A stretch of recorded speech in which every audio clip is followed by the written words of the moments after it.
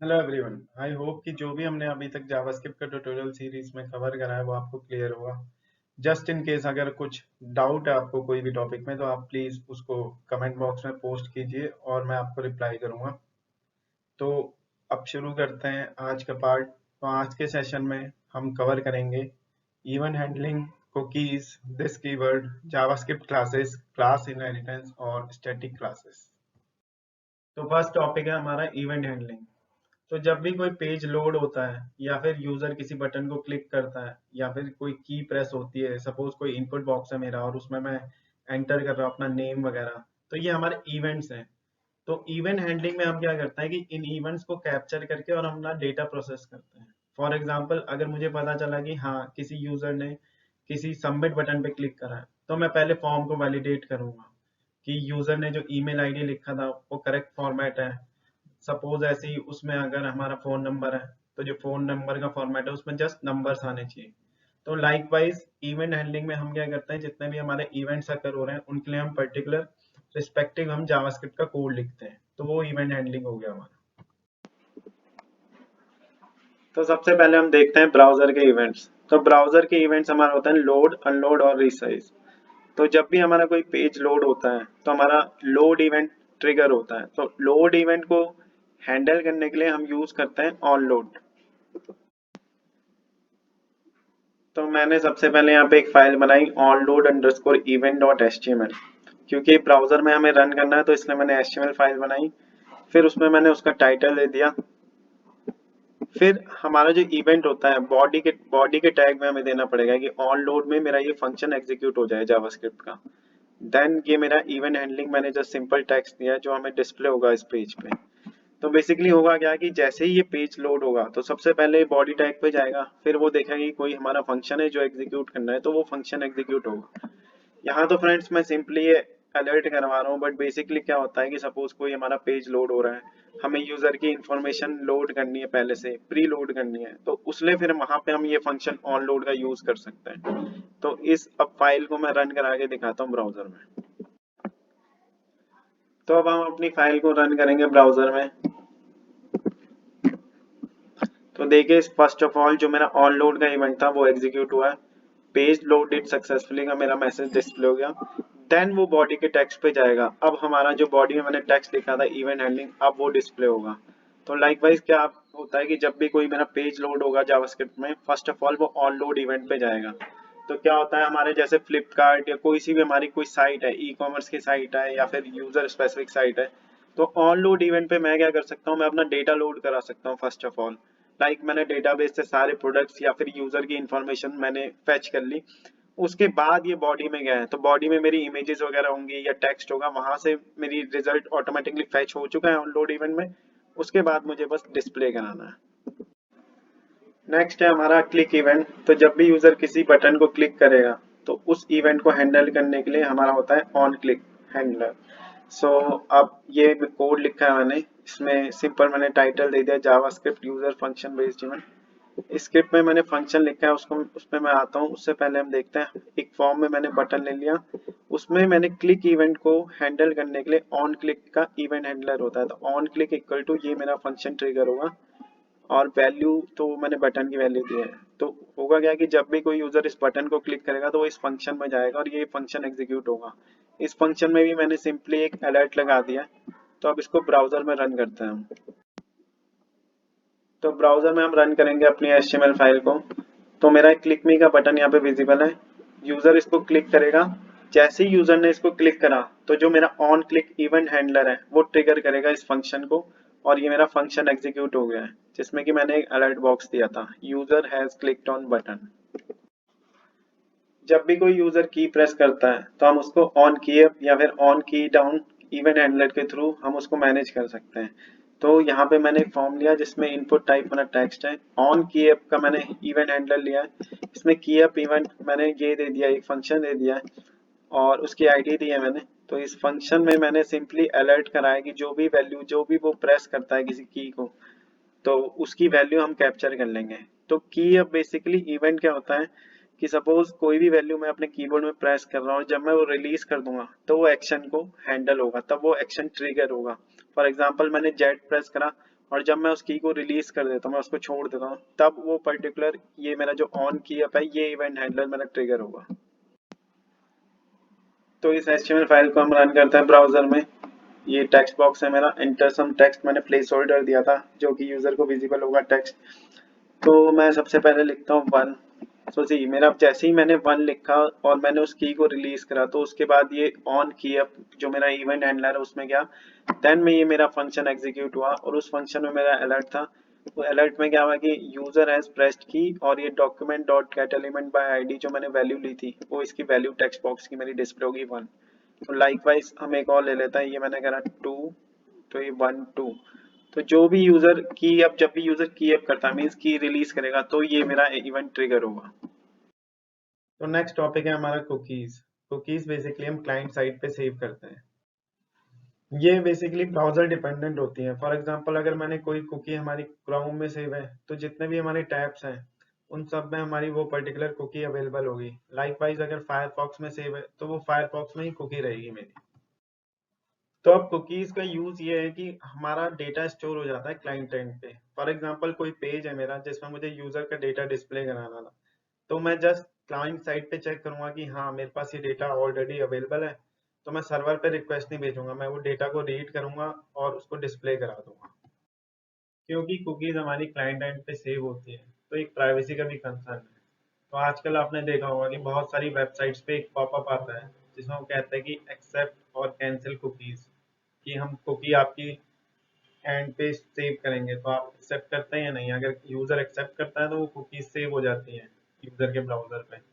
For example stack overflow आप open करेंगे तो लेफ्ट में आपको एक पॉपअप दिखेगा जिसमें कि लिखा होगा like by clicking accept all cookies. तो अगर हम एक्सेप्ट करना है मीन्स आपकी कुकीज सेव हो जाएंगे यूजर एंड पे। तो अब हम इसका एग्जांपल करते हैं। पहले हम HTML फाइल बनाएंगे। तो मैंने एक फाइल बना ली है cookies.html। यहाँ पे सिंपल मैंने कोड लिख दिया है, टाइटल मैंने दिया जावास्क्रिप्ट कुकीज। तो सबसे पहले मैंने बॉडी में एक टेक्स्ट लिया है, इनपुट टाइप टेक्स्ट लिया है जिसमें कि मैं यूजर नेम एंटर करवाऊंगा। उसको मैंने एक आईडी दे दी है ताकि मैं document dot gate element by ID से उसकी वैल्यू फेच कर लूँ। फिर मैंने एक बटन रखा है सेव यूजर का, क्योंकि मैंने यूजर नेम लिया तो मैं सेव यूजर करूंगा और उसे मैं कुकी में स्टोर करूंगा। फिर मैंने गेट यूजर डिटेल्स के लिए एक बटन लिया, उसमें gate user details function call करा है जिसमें कि हम कुकी की वैल्यू फेच करेंगे। तो ये जो फंक्शन है मेरा सेव कुकी, तो कुकी के लिए जो हमारा सिंटैक्स होता है सेव करने के लिए वो सिंपल होता है document dot cookie equal to cookie name. Cookie name मैंने यहाँ पे दिया यू नेम, और कुकी की क्या वैल्यू रहेगी। तो कुकी की वैल्यू मेरी यहाँ पे रहेगी ये वाली यूजर नेम जो मैंने यहाँ पे लिया था इनपुट टाइप टेक्स्ट। उसके बाद हमें ये डिटेल फैच करनी है तो सिंपली डॉक्यूमेंट डॉट कुकी मैंने यहाँ पे अलर्ट करा दिया। तो बेसिकली होता क्या है कि जब ये कुकी सपोज आपको यूज करनी होगी तो इसको आप स्प्लिट कर सकते हो। लाइक आपको जावास्क्रिप्ट के सेपरेट फंक्शन लिखना पड़ेगा कि लाइक इक्वल टू से मैंने इसको स्प्लिट करा दिया, देन एरे 0 में मेरा यूजर नेम आ गया, कुकी की आ गई मेरे पास यू नेम और उसकी वैल्यू आ गई जो मेरी वैल्यू सेव हुई थी उसमें 1 में। तो इसके और इसमें कुकी में हम डाल सकते हैं पाथ, हमें डालना होता है पाथ लाइक किस पाथ पे सेव होगी। तो मैंडेटरी नहीं है, वो ऑप्शनल है। और एक्सपायर्ड मींस कि अगर ये पर्टिकुलर कुकी मेरी सिर्फ एक दिन के लिए रहे तो मैं मेरा जो करंट टाइम पीरियड है मैं उसमें 1 डे ऐड कर दूंगा। तो एक्सपायर्स इक्वल टू ये पैरामीटर भी पास कर सकते हैं हम। अगर हम चाहते हैं कि कुकी कुछ पर्टिकुलर टाइम के लिए रहे, लाइक हम चाहते हैं कि यूजर के 30 मिनट्स या 1 आवर या ओनली फॉर 1 डे हम वो डेटा रहे हमारा, ताकि वो उसके बाद वो दोबारा से लॉगिन ना कर पाए, तो इसलिए हम उसको पर्टिकुलर टाइम पीरियड भी दे सकते हैं। तो अब इस फाइल को रन करते हैं ब्राउजर में। तो ये मेरा फायरफॉक्स ब्राउजर है। हम गए स्टोरेज में कुकीज में, यहाँ मेरी कुकीज सेव होंगी। तो सी अभी ये ब्लैंक है। सो नाउ अब मैं यूजर नेम सेव करता हूँ। यूजर नेम मैं ले लेता हूँ सचिन फॉर एग्जाम्पल। देन मैंने सेव करा यूजर को, इस सेव बटन क्लिक करते ही मेरी कुकी सेव हो जाएगी। तो सी सेव करते ही मेरी कुकी की वैल्यू सेव हो गई है। नेम हमारा यू नेम और वैल्यू जो हमने यहाँ पे दी थी टेक्स्ट बॉक्स में सचिन। देन उस कुकी को वैल्यू फैच करने के लिए मैंने बटन क्लिक करता हूँ गेट यूजर। तो सी ये मेरी कुकी की जो वैल्यू है वो मेरी फैच हो गई है। नेक्स्ट है हमारा दिस कीवर्ड। तो दिस कीवर्ड हमारा एक रेफरेंस वेरिएबल होता है जो कि करंट ऑब्जेक्ट को रेफर करता है। तो इसके हम एग्जांपल्स करते हैं कुछ, इससे आपको क्लियर हो जाएगा कि दिस कीवर्ड हम कैसे यूज करते हैं। तो अब मैंने दिस अंडरस्कोर कीवर्ड करके एक जावास्क्रिप्ट की फाइल बना ली है। उसमें मैंने एक यूजर ऑब्जेक्ट दिया है। एक यूजर ऑब्जेक्ट में मैंने कुछ की वैल्यूज मैंने डिफाइन करी हैं। तो मेरा यू नेम है, देन उसकी वैल्यू मैंने सचिन रख दी, एज 40, एड्रेस इंडिया, और यूजर डिटेल्स मैंने एक फंक्शन लिया है। तो क्या होता है, अब विद इन दिस फंक्शन अगर मैं इसको रेफर करना चाहता हूँ, मैं किसी भी वेरिएबल किसी भी की वैल्यू को मैं अगर रेफर करना चाहता हूँ, मैं इसे यूज करना चाहता हूँ, तो यूजिंग दिस मैं उस वेरिएबल को एक्सेस कर सकता हूँ, like return this dot U name या दिस डॉट एज और दिस डॉट एड्रेस। और इसको फिर मैंने कंसोल लॉग करा लिया है। तो यहाँ पे मैं नोड जेएस में इसको मैं रन करूंगा। सो भाई पहले इसके पाथ पे जाता हूँ, पार्ट 4 में है ये मेरा। देन सिंपली इसको node and this underscore keyword. तो सी ये मेरा आउटपुट आ गया है। तो यहाँ पे क्या हुआ है, ये दिस कीवर्ड जो है हमारा वो as a reference variable use हुआ है, जो कि हमारे इस करंट जो ऑब्जेक्ट है जो कि यूजर उसको रेफर कर रहा है। नेक्स्ट है हमारा जावास्क्रिप्ट क्लासेस। तो जावास्क्रिप्ट क्लासेस में बेसिकली हमारे होता है मेथड्स और कंस्ट्रक्टर्स। मेथड्स का मतलब हो गया हमारे फंक्शंस जो कि इस क्लास के अंदर है, और कंस्ट्रक्टर के थ्रू हम इनिशियलाइज करते हैं वैल्यूज को। तो ये जावास्क्रिप्ट की जो क्लासेस हैं वो बेसिकली ES6 से स्टार्ट हुई थी। तो इसका अब हम प्रैक्टिकल करके देखते हैं। तो हम जावास्क्रिप्ट की क्लास बनाते हैं, तो क्लासेस डॉट जेएस करके मैंने फाइल बनाई है यहाँ पे। तो कुछ सिंटैक्स है क्लासेस के लिए जावास्क्रिप्ट का, वो मैं आपको बताता हूँ। First of all class keyword हम यूज करेंगे जो भी हमें क्लास बनानी है। देन इसमें जावास्क्रिप्ट का नेमिंग कन्वेंशन होता है, जो भी हम क्लास बनाना चाहते हैं उसका फर्स्ट लेटर अपर केस में होना चाहिए। तो यहाँ पे मैंने अपर केस में ले लिया है, बाइक में बी। देन जो है मेरा कंस्ट्रक्टर है, कंस्ट्रक्टर को हम बेसिकली जावास्क्रिप्ट क्लासेस में एज अ कंस्ट्रक्टर ही लिखते हैं। तो मैं यहाँ पे कुछ और नहीं लिख सकता, मुझे कंस्ट्रक्टर कीवर्ड ही यूज करना है। तो जब भी हम कोई नया ऑब्जेक्ट बनाएंगे इस क्लास का, तो ऑटोमेटिकली ये जो कंस्ट्रक्टर है वो मेरा इनिशियलाइज हो जाएगा, और ऑब्जेक्ट की प्रॉपर्टीज में ही मेरी वैल्यूज फैच हो जाएंगी। तो यहाँ पे मैंने लेट माई बाइक एक मैं ऑब्जेक्ट क्रिएट कर रहा हूँ इस पर्टिकुलर क्लास का, और उसको कंसोल डॉट लॉग करा देते हैं। नोड में ही मैं इसको रन करूंगा, नोड क्लासेस। देन सी ये मेरा ऑब्जेक्ट बन गया एक बाइक का। तो इस बाइक की जो प्रॉपर्टीज है वो है नेम, कंपनी और ईयर। तो हमने इसमें अब एक मेथड बना दिया बाइक यूज सो फार।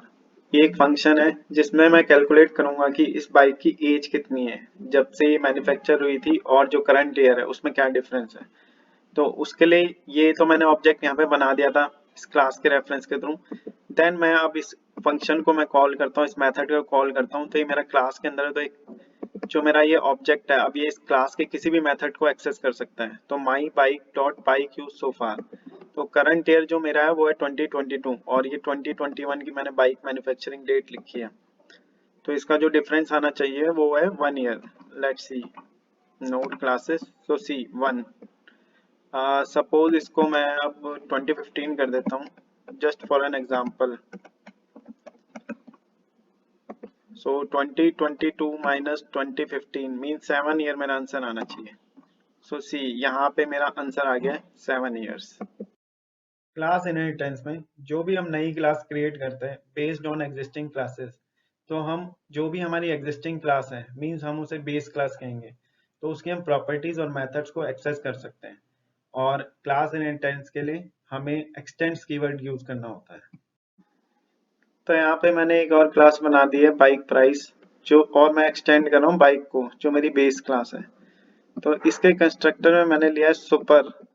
सुपर में हमारा क्या होता है, सुपर जो भी मेथड होता है वो रेफर करता है पेरेंट क्लास को। तो पेरेंट क्लास को रेफर करने का मतलब है कि पेरेंट क्लास के जो भी हमारे प्रॉपर्टीज और मेथड थे वो एक्सेस हो जाएंगे। तो यहाँ पे मैं जस्ट एक्सेस कर रहा हूँ नेम को। कंस्ट्रक्टर में मैंने नेम लिया और प्राइस लिया, मींस मुझे ये वैल्यूज चाहिए जब भी मैं कोई ऑब्जेक्ट बनाऊंगा इस पर्टिकुलर क्लास का। और ये दिस डॉट प्राइस में तो मैंने प्राइस असाइन कर दिया। शो डिटेल्स मैंने एक मेथड लिखा है यहाँ पे जो कि रिटर्न करेगा अपना नेम और प्राइस बाइक का। तो यहाँ पे बाइक डिटेल्स करके मैंने एक लेट वेरिएबल लिया जिसमें कि मैंने इस क्लास को डिफाइन करा। तो ये मेरा एक ऑब्जेक्ट बन जाएगा। तो इस ऑब्जेक्ट का मैं ये मेथड कॉल करता हूँ, तो हमारा रिजल्ट देखिए क्या आएगा। सो सी ये फंक्शन मेरा कॉल हो गया, Apache price is INR 1 lakh. So basically जो ये नेम था मेरा, ये मेरा यहाँ से आया है, जो मेरा पेरेंट क्लास से था। तो लाइकवाइज ये यूजिंग एक्सटेंड्स कीवर्ड मैं किसी भी क्लास को इनहेरिट कर सकता हूँ चाइल्ड क्लास में। तो नेक्स्ट है हमारा static classes methods. So basically static methods में क्या होता है, कोई भी हमने क्लास अगर डिफाइन करी है तो हम उसका ऑब्जेक्ट क्रिएट करते हैं, तब हम उस क्लास के पर्टिकुलर मेथड को यूज कर सकते हैं। बट अगर हमें कोई डिफाइन कर रखा है किसी मेथड को स्टैटिक, तो हम विदाउट उसकी ऑब्जेक्ट क्रिएशन हम उसको एक्सेस कर सकते हैं। तो इसके लिए हमें स्टैटिक कीवर्ड यूज करना होता है। तो अब मैं प्रैक्टिकली इसको दिखाता हूँ कि हम कैसे यूज करते हैं। तो मैंने एक फाइल बना ली स्टैटिक क्लासेस मेथड्स करके। यहाँ पे मैंने क्लास का नेम दिया class rectangle, then constructor define करा और स्टैटिक मेथड मैंने एक ले लिया। तो इस क्लास को एक्सेस करने के लिए जो इसका मैंने ऑब्जेक्ट बनाया, दो ऑब्जेक्ट बनाया, रेक्टेंगल 1 रेक्टेंगल 2। इसमें मैंने विड्थ और हाइट दे दी है। तो सपोज फर्स्ट रेक्टेंगल की मेरी 4 है विड्थ, देन मेरी हाइट 4 सेम दी है मैंने, देन रेक्टेंगल 2 की 4 एंड 8। और स्टैटिक मेथड मैंने जो दिया है वो है कंपेयर रेक्टेंगल्स। तो स्टैटिक मेथड को एक्सेस करने के लिए मुझे क्लास का ऑब्जेक्ट क्रिएट करने की जरूरत नहीं है। तो यहाँ पे मैंने कंसोल डॉट लॉग कराया, तो मैंने क्लास नेम दिया और डायरेक्टली मैं उस फंक्शन को एक्सेस कर सकता हूँ। तो स्टैटिक मेथड्स बेसिकली हमारे हेल्पर फंक्शंस की तरह होते हैं। इसका एडवांटेज ये होता है, फॉर एग्जांपल अगर मैंने ये कंपेयर रेक्टेंगल्स सिंपली मैं एज अ मेथड लेता, तो मैं एज अ ऑब्जेक्ट जब मैंने क्रिएट कर दिया इसको रेक्टेंगल 1 रेक्टेंगल 2 को, तो मैं इस मेथड को एक्सेस तो कर सकता हूँ, बट ये मेमोरी हमारी एक्स्ट्रा लेगा, क्योंकि ये दोनों ही मेरे ऑब्जेक्ट्स में ये एक्सेसिबल होगा, ये इनिशिएट हो जाएगा। बट यहाँ पे क्या हुआ, ये सिंगल टाइम ही मेरा एक्सेस होगा जब मैं इसको कॉल कर रहा हूँ। तो इसको मैं एक बार एग्जीक्यूट कराता हूँ। सो सी, हमारा रिजल्ट आया फॉल्स, बिकॉज 4 4 ये जब यहाँ पे मल्टीप्लाई हुआ तो ये रेक्टेंगल का जो एरिया है वो मैच नहीं हुआ हमारा। तो इसको भी मैं 4 कर देता हूँ, इसकी हाइट को रेक्टेंगल 2 की। अब देखते हैं, तो जी यहाँ पे मेरी रेक्टेंगल 1 की विड्थ और ये हाइट 4 4 और रेक्टेंगल 2 की 4 4 मीन 16 इक्वल टू 16। तो ये मेरा मैच। तो टॉपिक्स जो हमने आज कवर करे वो है event handling, cookies, this keyword, JavaScript classes, class inheritance, static classes method. Next session basically हमारा जावास्क्रिप्ट ऑब्जेक्ट से रिलेटेड होगा, जिसमें हम कवर करेंगे properties, methods, एक्सेसर, constructor, prototypes, sets और मैप्स। ये सब ऑब्जेक्ट से रिलेटेड होगा। इस सेशन से रिलेटेड कोई भी आपका फीडबैक हो या कोई क्वेरी हो तो प्लीज कमेंट बॉक्स में पोस्ट कीजिए। और वीडियो अगर अच्छा लगा हो तो please like and subscribe to my channel. Thank you, bye bye.